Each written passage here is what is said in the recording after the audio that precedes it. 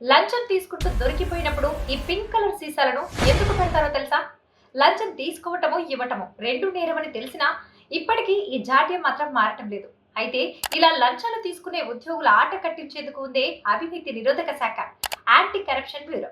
లంచాలు తీసుకునే వారిని రెడ్ హ్యాండెడ్ గా పట్టుకొని శిక్షించడమే ఈ శాఖ పని. ఈ క్రమంలోనే ఏసీబీ అధికారులు లంచం తీసుకున్న వారిని పట్టుకునేందుకు రకరకాల చర్యలు తీసుకుంటా ఉంటారు. ఇందులో భాగంగానే వారిని సాక్ష్యాలతో పట్టుకునేందుకు ఒక పని చేస్తారు.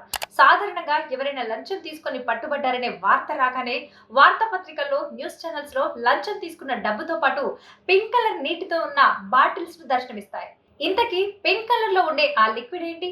దాన్ని ఎందుకు ఉంచుతారు? ఎప్పుడైనా ఆలోచించారా? దీన్ని అసలు ఉద్దేశం ఏంటో తెలియాలంటే ఈ స్టోరీలోకి వెళ్లాల్సిందే. ఎవరైనా అధికారి లంచం డిమాండ్ చేయగానే సదరు వ్యక్తి అవినీతి నిరోధక శాఖకు తెలియజేస్తారు. దీంతో రంగంలోకి దిగిన ఏసీబీ అధికారులు ముందుగా సదరు అధికారికి ఇచ్చే లంచం కరెన్సీపై ఎలాంటి అనుమానం రాకుండా ఫినాఫ్థలిన్ పౌడర్ ను చల్లుతారు. దీంతో డబ్బులు తీసుకున్న వ్యక్తి డబ్బులు లెక్కించే సమయంలో చేతులకు ఫినాఫ్థలిన్ పౌడర్ అంటుకుంటుంది. డబ్బు చేతులు మారగానే ఏసీబీ అధికారులు ఎంట్రీ ఇస్తారు.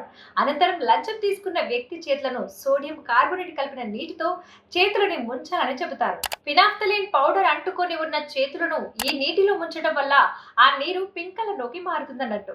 సోడియం కార్బోనేట్ అనేది ఆల్కలైన్ ద్రావణం, అందుకే పింక్ కలర్ ఏర్పడుతుంది. ఈ పింక్ కలర్ వాటర్ ను కోర్టులో సాక్ష్యంగా చూపడం ద్వారా లంచం తీసుకున్న అధికారికి శిక్ష పడేలా చేస్తారు. సో ఇది స్టోరీ.